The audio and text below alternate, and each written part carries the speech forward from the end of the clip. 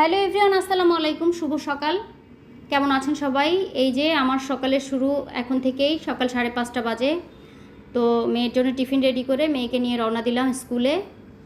এই যে যাচ্ছি, রাতে খুব বৃষ্টি হয়েছে, রাস্তাঘাট ভেজা, দেখেই বোঝা যাচ্ছে। মা মেয়ে দুজনে মিলে রওনা দিয়ে দিলাম স্কুলে। মেয়ের কিছু প্রয়োজনীয় জিনিসপত্র কেনার ছিল, খাতা কলম পেন্সিল। আমি বললাম তোমার যা যা লাগে নিয়ে নাও। তো ওগুলোই দেখছিল আর আমি চোখ বুলাচ্ছিলাম দোকানটাতে কী কী আছে দেখার জন্য। দিয়ে মেয়ের যা যা প্রয়োজন ও নিয়ে নিল। আমি আবার পাশে ছোট্ট একটা কৌটার মধ্যে দেখলাম ছোট্ট ছোট্ট লিটল কিউটি শার্পনার। তো আমার ছেলের কথা মনে পড়লো, তো ওখান থেকে একটা শার্পনার নিয়ে নিলাম।